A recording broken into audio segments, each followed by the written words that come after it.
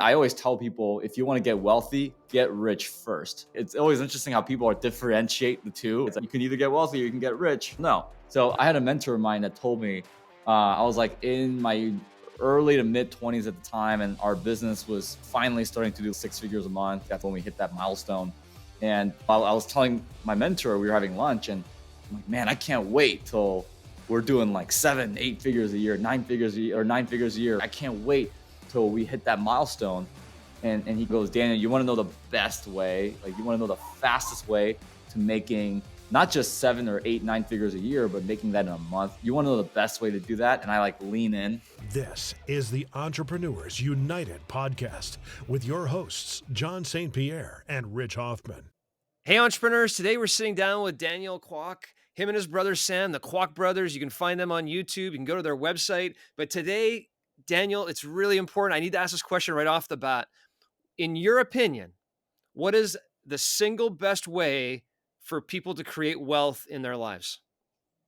Yeah, so great question. I always say, if somebody wants to just make money, if somebody just wants to create wealth, I always say, don't reinvent the wheel. Because a lot of times people think in order for them to be wealthy or they need to be rich, they look at the people that are constantly on the headlines, constantly on TV, like guys like Elon, guys like Jeff. But what most people don't realize is those guys had to go through like decades worth of just punch in the face over and over again, being told that their idea sucks, that there's no room for it. I'm sure you guys could remember, I certainly do, back in the early 2000s when people were like, oh, there's no way people are going to buy things off the internet. Who the heck is going to put their credit card and expect it to be delivered 3 months later? So I think one of the biggest mistakes that a lot of people make is they think they need to be innovative and they think they need to create a new idea to absorb a lot of wealth. And that's just simply not true, because the three of us know enough is that most people aren't willing to go through even 3 years of getting punched in the face over and over again for the result that they're looking for.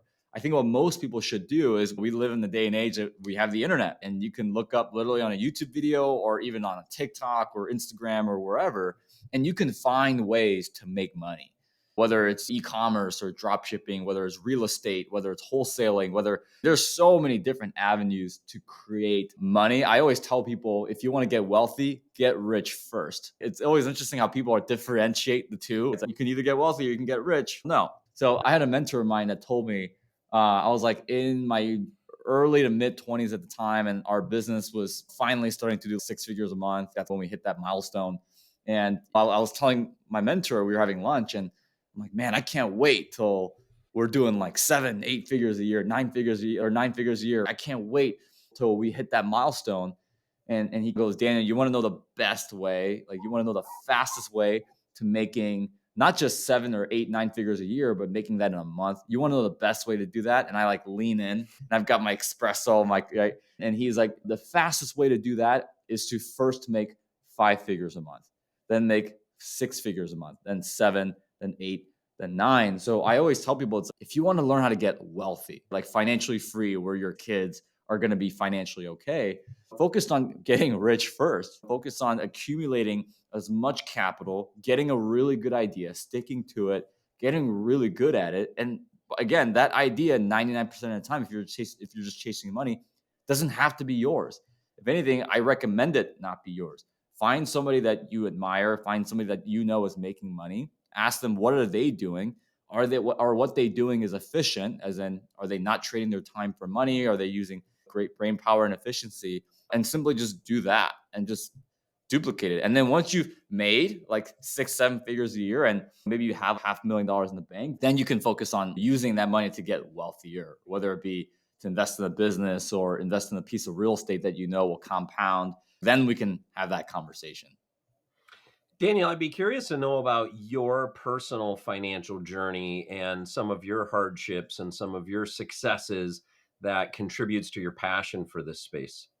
Yeah, I never for a second in my life have been motivated by money. My brother and I, we do pretty well. We do pretty well for ourselves financially. But to this day, I still drive a Hyundai.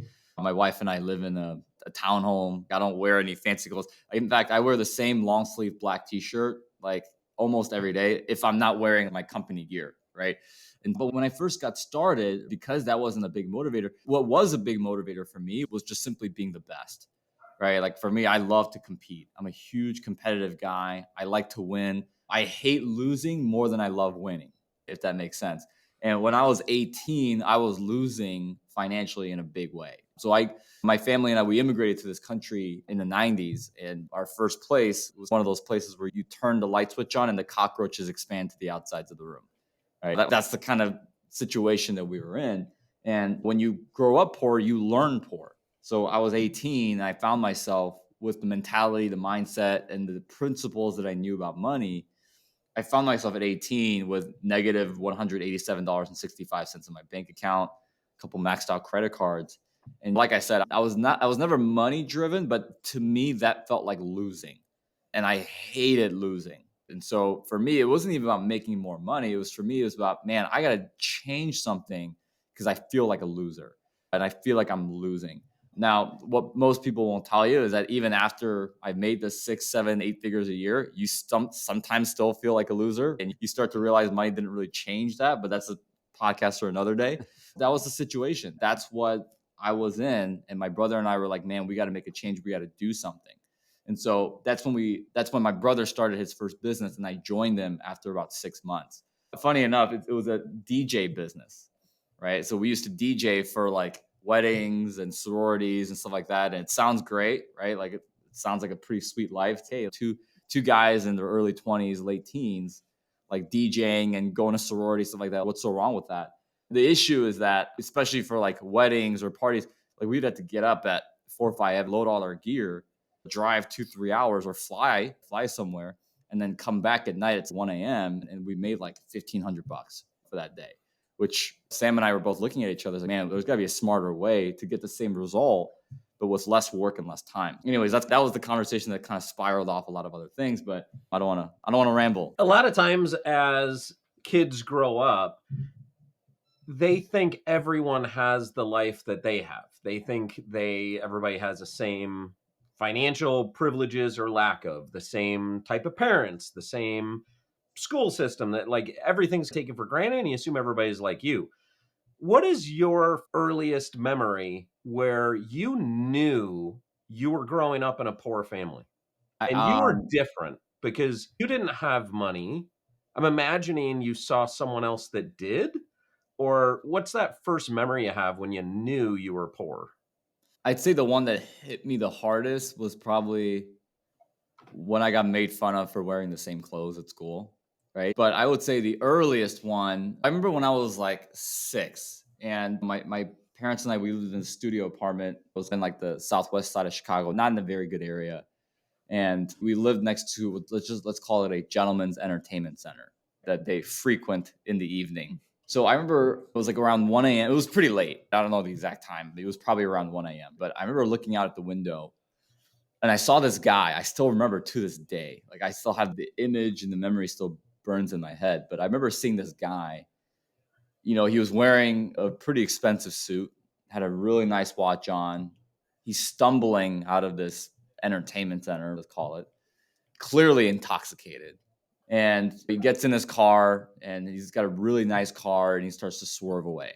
And we lived in the second or third floor, so I got a pretty good look at him. And I also noticed that he had a wedding ring on his finger, which for me at 6, 7 years old, I was like, oh, he has what my dad has.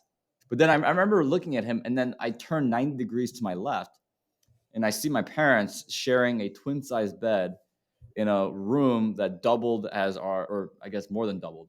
It was our dining room, our kitchen, our living room, and it was also serving as my parents' bedroom, right? And my brother and I, we'd sleep on the floor during that time because we couldn't afford a bed.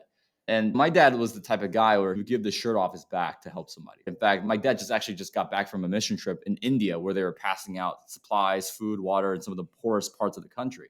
And I started asking myself, I was like, man, what would it look like if people like my dad had the resources of that man that I saw? And that was the antithesis for me being an entrepreneur, for me being a business, for me being a follower of Christ. Like that for me became the origin story for a lot of it. So, Daniel, I love when I look up who you are. What I read, which I think plays right into this question that Rich just asked you, is you and your brother Sam, your mission seems to be empowering every American family to have financial peace of mind? And I don't have to Yeah. ask you why. I think you just explained why that's so important and core to you guys. If I can move maybe a little bit to the next step, which is okay, how are you guys doing that? And what has been your journey to lead you to that? How do you move from sleeping on the floor to starting a DJ business to being the person that's going to go help every American family have financial peace of mind? Give us that gap and exactly how you guys are Yeah. doing that.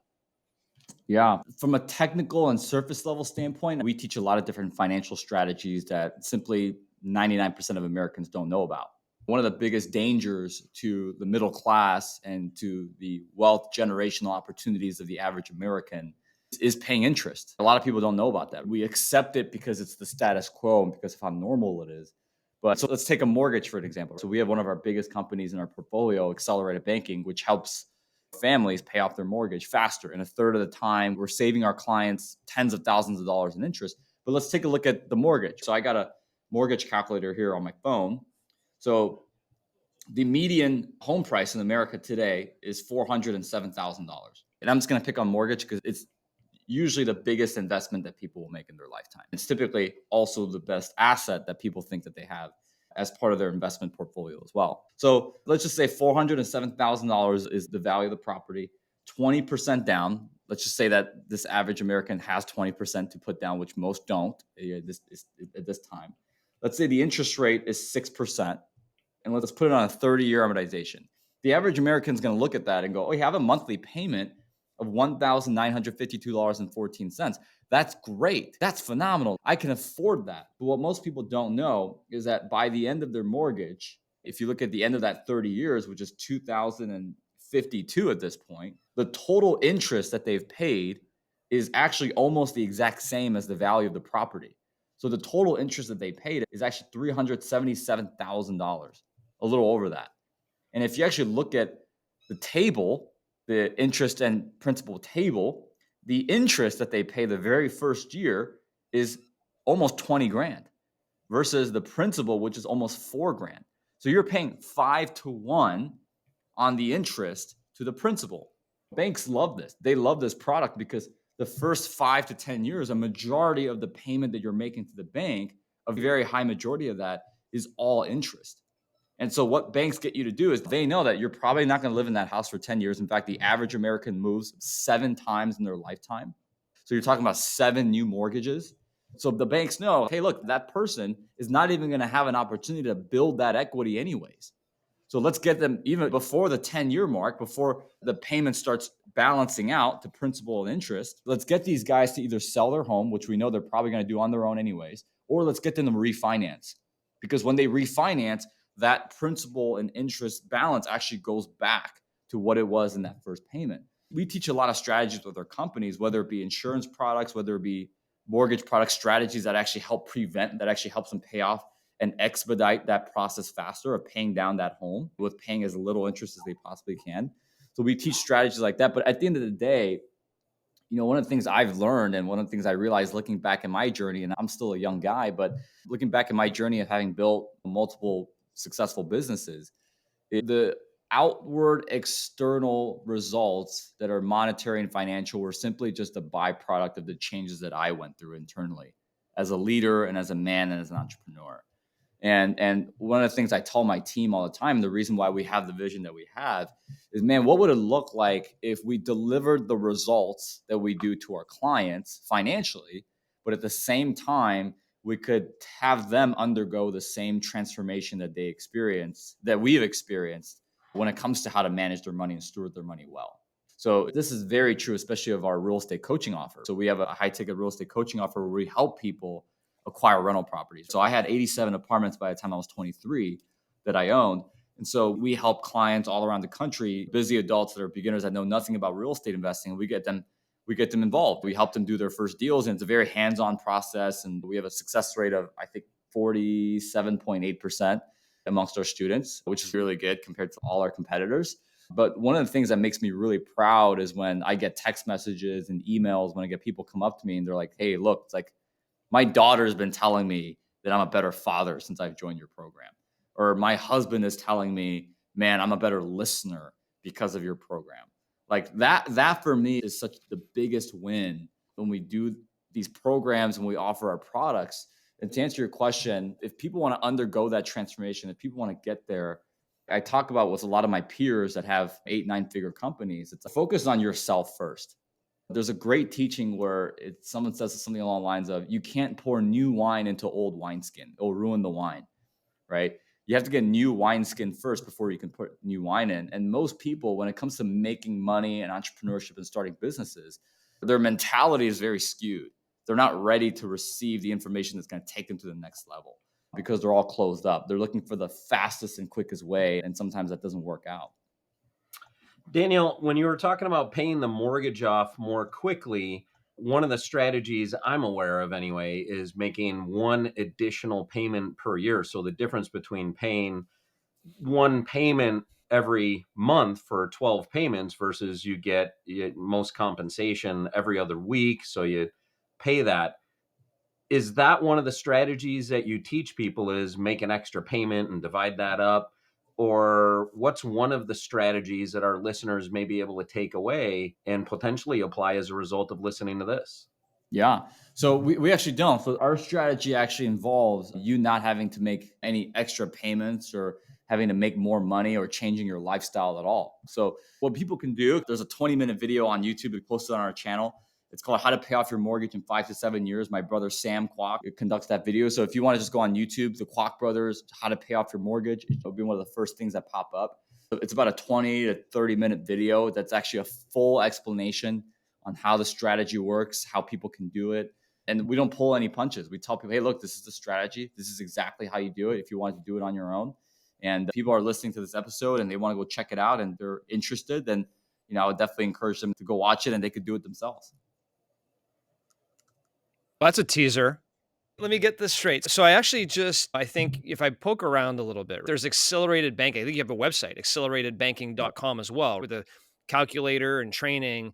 But if I understand correctly to Rich's question, the method he talked about isn't necessarily what you guys talk about, but I'm trying to process this and I'm trying to get a little bit more from, okay, I want to go watch this video now, but I still want to try and wrap my head around just philosophically how this can work. So I have a 30-year mortgage. I'm paying $2,000 a month, but if I just pay what they're telling me to pay, to your point, I'm paying interest in my first bunch of years as opposed to principal.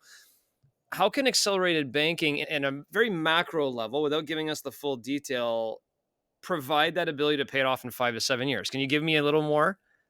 Oh, sure. Yeah. The tool that we ask people to use is what's called a home equity line of credit. So that can either be like a first lien, second lien, and we have numerous amount of tools that we have prepared for our clients to be able to use. And in fact, one of the biggest value points that we offer people is we not only assign them with a one-on-one help individual, like a helping coach, a member of our client success team, who will actually hold their hand and walk them through doing this process and make sure you're doing it well. Because there's a lot of people who duplicate what we try and do because we are the industry leader in helping people do this. And a lot of them get it wrong.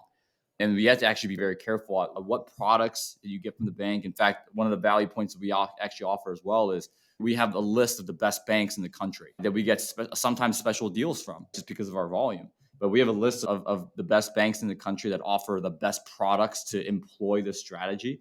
So that's why they come to us. But the concept is you're using your HELOC, you're using your home equity line of credit, you're using that line of credit to decrease what's called the average daily balance. So when you decrease that average daily balance, the principal that you actually pay actually decreases. Because where is that? Because people, a lot of times it's like credit cards, like people don't understand, where does that interest generate from? It generates from the balance of your debt. We have people use a home equity line of credit and we use what's called the chunking principle, where you use that to chunk down the average daily balance of your mortgage, therefore decreasing the interest over time. So again, it all depends on the individual, but as long as they have a positive cash flow in their budget every single month and they have a halfway decent credit score, we're most likely going to be able to help them. Wow. My mind's blown a little bit. I love it. Just that little tidbit helped open my mind to seeing what you're saying exactly. And so I can't wait to dive into this video a little bit more and getting back in touch with you and Sam, because if I have to put it into an entrepreneurial standpoint, right, in my mind as a business person, I'm thinking, hey, homeowner, in the example you gave, if you don't do anything, you're going to be spending the same amount of value of your home Right. in interest. And we can provide you the tools and the coaching to minimize how much interest you're paying. And certainly from a business standpoint, that's how you guys probably make money too, is you can get paid for your services, but you're basically taking it from what the bank would be making and helping people Right. save hundreds of thousands of dollars. I think it's genius. I love it. Thanks. Yeah. And at the end of the day, like that's what good businesses do. They solve a real problem. Like Exactly. I think one of the biggest mistakes. So I'll give you the example. So my alma mater, they have an entrepreneurship conference every year, and they ask me to come speak. And a lot of college kids, they're like, "Hey, I want to start a business. I want to start a business out of my dorm room." And I think the mistake that I see 99% of aspiring entrepreneurs make, whether they're college kids or whether they're in their 40s or 50s or 60s, is they have this really cool idea, but they don't actually talk to people on what problem they're really solving. Most people don't know what business they're really in. Right? So, for example, we ran with accelerated banking. So we found accelerated banking, we ran with it because we recognize that, hey, is it a genuine problem that people have? It is. Okay, great. But the real problem that we had to face as entrepreneurs is that most people don't even know about that problem. Yeah. They don't even know that they have that problem. Yep. So people are walking around injured, financially injured, and they don't even know that they're hurt. So for us, that's what led us to putting out a lot of organic content. Yep. We got to educate people about this. That's what allowed us to put videos on YouTube. And there was one video that we got that has about 3.5 million views, and that's supplied a lot of clients for us. But the real problem that we had to address was how do we educate the people, and then and then they'll come to us. And I think that's what most entrepreneurs don't take into account. I always tell people, like, if you're starting a business, you have to interview at least 50 people. Yeah.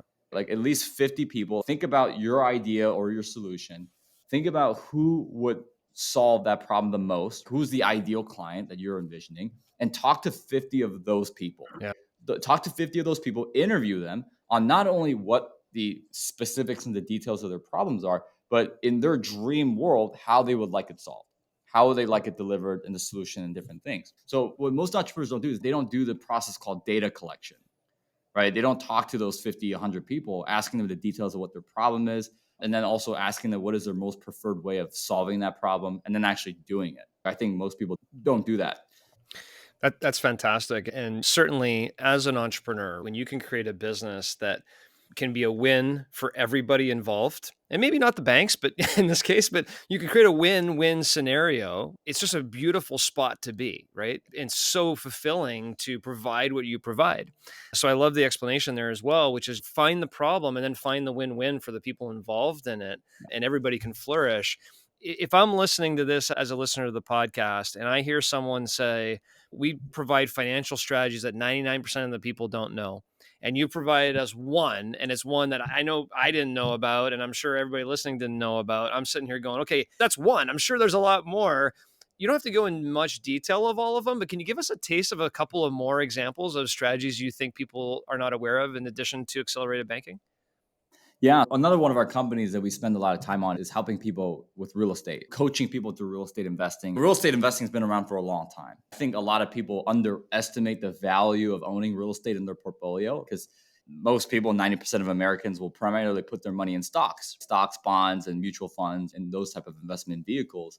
But real estate at the end of the day is the only asset class that offers you not only predictable cash flow, but it also offers you long-term equity gain, guaranteed long-term equity gain, because I can tell you in 30 years, hey, like that company that you put stock in, I can't guarantee that they'll be around in 30 years.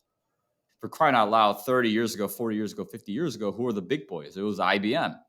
It was companies like IBM, and MySpace was popular. And now there's Facebook, and now there's Amazon, and now nobody knew about these companies 30 years ago. Same thing with Tesla. Same thing. No one knew about, you could make an argument, Apple. No one knew about Apple 30, 40, 50 years ago.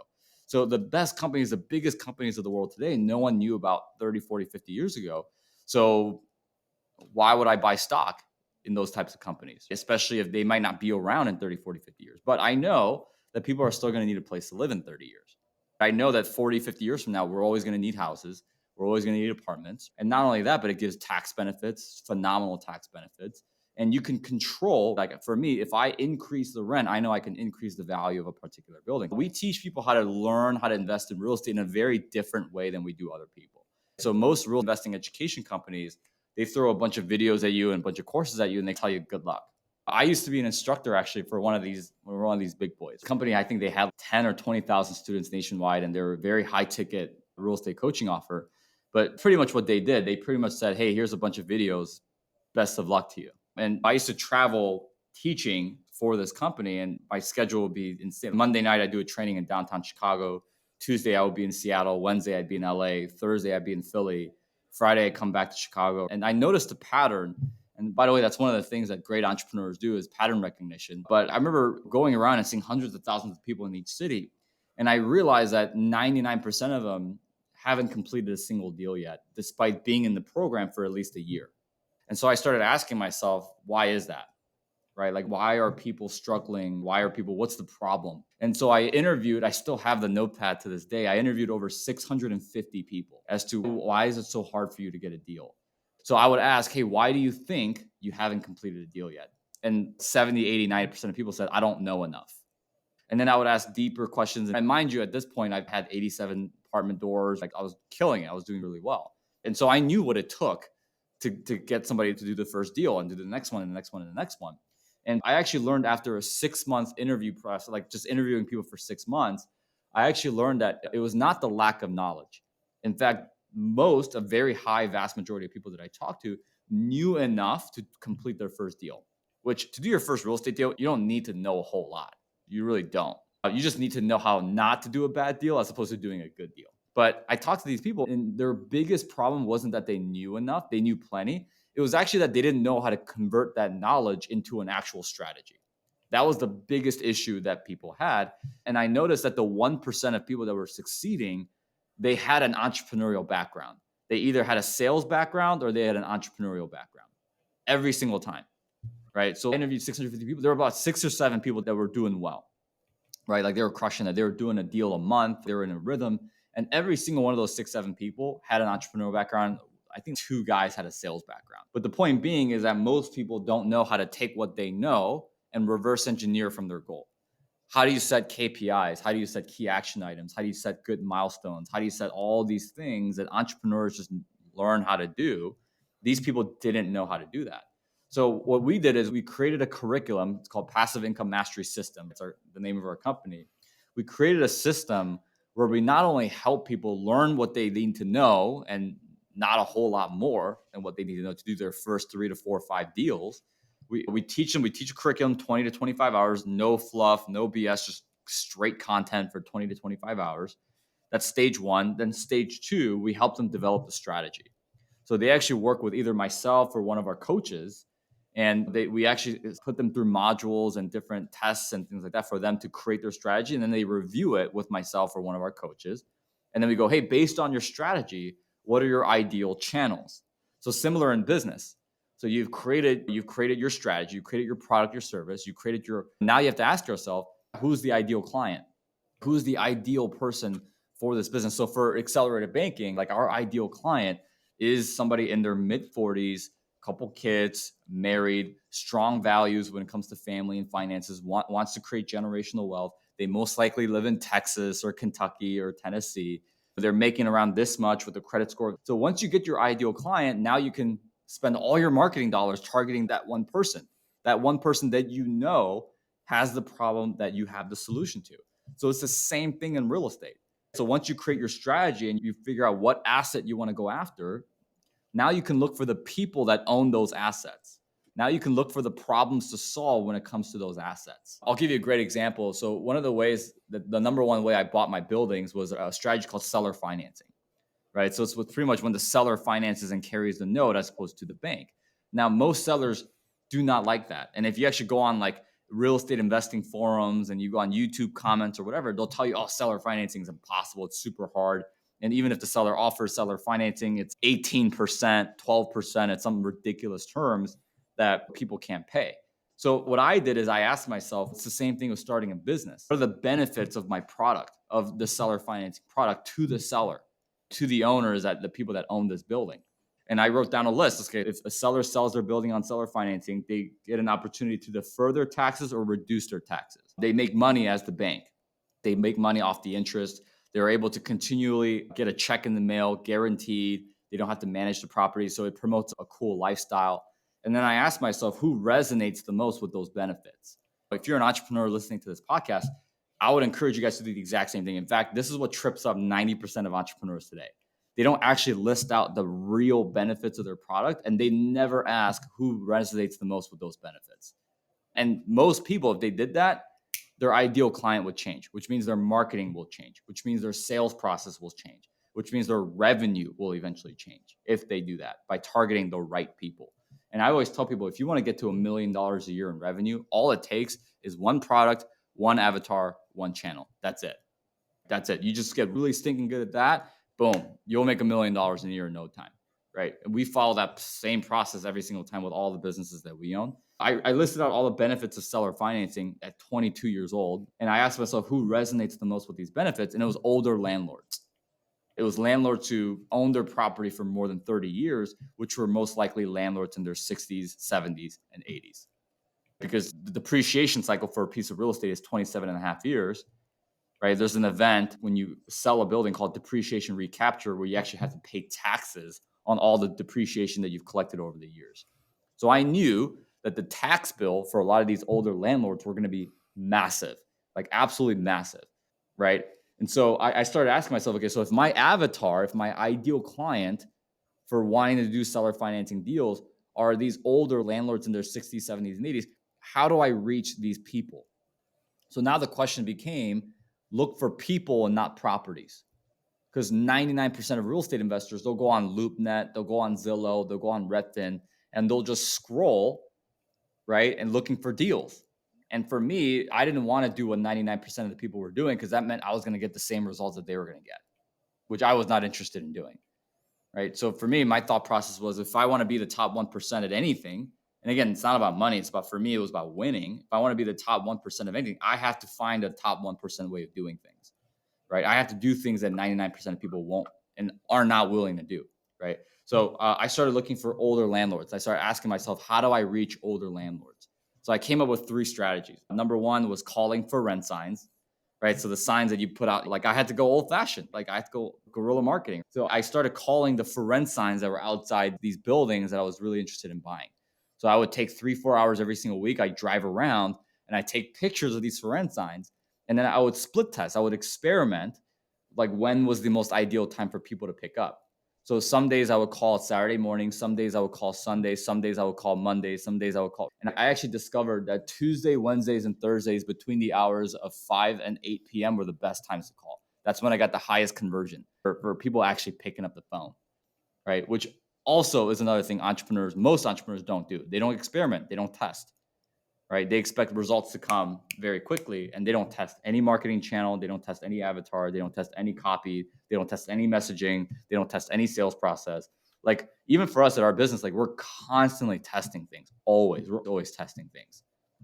Just because if we could take our acquisition process and there's, let's say, 9 different stops in our acquisition process, and we can improve one metric, we know next quarter that our, at the end of the day, financial results are going to be much better. It was calling for rent signs. It was calling newspaper ads, like for rent ads on newspapers. And it was also networking with older real estate professionals in the area that I wanted to do business in. Because every small town has a good old boys network, whether you want to admit it or not. It's just the way that it works. I did those 3 strategies, and I set KPIs for every single one of those strategies. So I said, okay, for 3 hours a week, I'm going to do this. 2 hours a week, I'm going to do that. 5 hours a week, I'm going to do that. And I started tracking and my metrics. Okay, what was the results? How many leads did I generate? And sure enough, like a very high majority of the people that I was talking to were older landlords. And again, sure enough, the negotiation process for me became butter easy, because I had the product that I wanted to push, which is seller financing, were things that they were going to resonate with and problems that it was going to solve for them. Right. So for me, that's how I got a high conversion. And I did 87 doors in 2017 alone. Right. So that's the strategy that we teach is, hey, once we've gotten your strategy, who are your ideal clients? That's stage 3, your ideal channels. And stage 4, what are the KPIs and the business that we can create around those KPIs and around those things? So, what's great is you can apply that to starting a business, owning real estate, like whatever you're doing, even if it's freelancing, you can apply that concept. Daniel, thank you for laying out essentially that entire train of thinking. And I got to say, I was totally vibing along with you of how you're using just general business principles and applying that to the real estate industry in looking for the people and not the houses. I think that's a big takeaway that I got out of this. So thank you. If people want to get in touch with you, how would they go about doing that? Yeah, if you just want to go to our website, kwakbrothers.com, I have an Instagram where we post some good tips here and there. So my Instagram handle is just the Daniel Kwak, which sounds really narcissistic now that I verbalize it, but it's just the Daniel Kwak, my name. But you can also just check us out at Accelerated Banking. There's a lot of different things that we offer. So if you actually go to kwakbrothers.com, there's a tab where it says free stuff.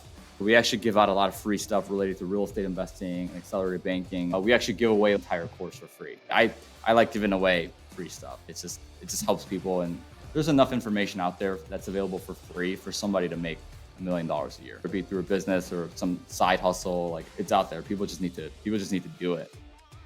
Daniel, thanks for joining us today. You guys. Thanks, Daniel. Stay tuned as John and Rich unpack today's conversation. Rich, every now and then I run out of paper and I have a digital notepad. I can keep going forever, but it's, oh my gosh, I got so much stuff going on. Keep going. What else do you have? I can't wait to hit the stop button on this recording so I can go learn more about accelerated banking, because what he was talking about actually really connected with me from the perspective of, oh my gosh, that makes way too much sense. I can't believe people aren't doing this. Man, a lot there. And not just the accelerated banking, but the passive income mastery system. Yeah. When he's talking about that, gosh, his breakdown of treating it like a business where you're solving the problem of someone who you're trying to partner with for seller financing, I had never considered that before. I rented out the property you and I owned. I rented that out for a short period of time. I got stiffed on the last month rent and there was some damage. I rented out another home in Illinois that I previously owned, got stiffed on the last month rent, and there's some damage. And I'm like, I don't know if I want to do that. So I haven't put a lot of thought into it, like most entrepreneurs may not. But you always hear there are these tax benefits and you can make passive income and there's a lot of money. And heck, John, 25 years ago, you and I were looking at Robert Kiyosaki trying to look at how to get passive income. It never occurred to me. It's not about the property. You're not just trying to find the property. That's what everybody else does. You're actually trying to find the person who owns the property.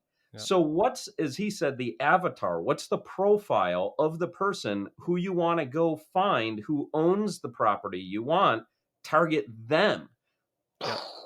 Totally mind-blowing to me today. Yeah, and I'll take it a step further. Let's get out of real estate just for a second, or for the rest of this conversation. It doesn't really matter to me. The principles he was talking about had nothing necessarily to do with real estate, right? Agreed. Are you testing? Are you split testing? Are you trying this over again? Do you know who your buyer persona is? Do you know exactly what you're going after? In which we're now living in a world in digital media where you have to be very specific about who your buyer persona is. Who is that avatar? If you know exactly what that avatar is, and you can design a product with the benefits that meet exactly that specific avatar, there are so many tools with Meta, with Google, with X, with all the different platforms that are out there, and a lot of them fit within that. Instagram fits in that, YouTube fits in that. There's so many tools where you can literally target a specific person in a specific demographic that has a specific avatar for your specific product. And that's where your marketing dollars, you get a huge ROI. You spend $1,000 and you get $5,000 of revenue or $10,000 of revenue or whatever it may be. And that's a piece I would have loved to dive in a little bit more with Daniel, because if you don't know who your avatar is, you're just spending money like crazy trying to catch the people through your funnel. It's too difficult. And that's something we said very well. If you want to have success in business, it's so easy right now. Have one product, one avatar, one channel, go to work. It resonated with me also, his thought on most entrepreneurs don't do the data collection. Yep. And then ask the people, what's your preferred method to solve that problem? And he had suggested you've got to go to 50 to 100 people. And then he obviously practices what he preaches. He went to 650 people to say, hey, how come you're not buying property? And he found these patterns. Another quote I have written down for him that I love is, great entrepreneurs have good pattern recognition. Yep. Totally agree with that. I do think great entrepreneurs can see patterns where other people don't. They're in the data sets. And that's one of the things that they have a unique talent and ability for. And in the pattern are some problems that they can then solve. But it does take a bunch of data collection to be able to get there that I'd agree with him. The majority of entrepreneurs aren't doing that groundwork. You get excited about something and you go versus backing up and doing that data collection. Yeah, and you know what? I'm going to take offense a little bit that you're saying entrepreneurs aren't willing to do that. Human nature, Yeah, people are not willing to do it. He I started agree. off Yeah. this whole conversation with most people aren't really willing to do what it would take for 3 years to get to their goal. Oh boy, do I agree with that. Instant gratification. And that's a lot of why people aren't willing to go through the extra efforts or live below their means for X amount of years to kind of build up the capital to be able to do things or do the hard work. People aren't willing to do what it takes, but then lament if they're not achieving success. And I think we have a little bit of a problem just culturally. Our youth is certainly going to come up in that environment of instant gratification. I get on my phone, I can get anything right now, DoorDash, here you go. And then you put them in a position where they got to work hard for 3 or 4 years to build something. God forbid it takes them 7 years. But if you do it, the one thing he kept saying over and over again, you want to achieve success, there's a lot of resources out there. There's a lot of tools. You can actually go get really good at something and achieve success. You just got to be willing to put in the effort, to call the 651 people, to split test what you got going on, to really find the need of your benefits of what you got with the exact person. That's, to me, of all the things we talked about, although I'm excited about accelerated banking and I want to go figure that one out, that connection of simplicity, as simple as it may sound, is so difficult for everybody to do, which is find exactly what your benefits are, exactly, and then go find the people that match exactly those benefits and go target that and just focus on that. No shiny object syndrome, just go focus on that and you can achieve success. I appreciate you scoping out from the most entrepreneurs. That's actually what I have written down from what he had shared. And I agree with you. If you scope back out from just that more micro entrepreneurial lens, how much data collection do people do when they move if they have kids on the school district they're going to go into? Do you just look on one website and it says they're rated an 8 out of 10 and say, oh, I guess it's pretty good? You could actually call the school. You could go interview teachers. You could talk to people in the community about the reputation of the school and what are the athletics and the extracurriculars and which ones is that school known for. Even when it just comes to moving, if you have kids, you could say the same thing about buying a car. Do you really do the research on what are the most common breakdowns of that car? What are the most common things people are happy about? Some people do all that research and most don't. I got to say, I don't always do all that research myself. And this was a good reminder that depending on what it is, depending on what's at stake, doing all that research is absolutely worth it. Yeah, I love that, Rich. And the last point I'll make that I want to just bring back to the surface, one of the first things he said: get rich first. As an entrepreneur, as a business person, as a household, whatever it may be, people underestimate the value of creating very strong positive cash flow first, and then being able to reinvest that cash flow in ways that you can create wealth for you, your family, your business, whatever it may be. And really, that messaging keeps coming back to me over and over again, which is create positive cash flow, live below your means, get to a certain position. I'm talking about even as a business.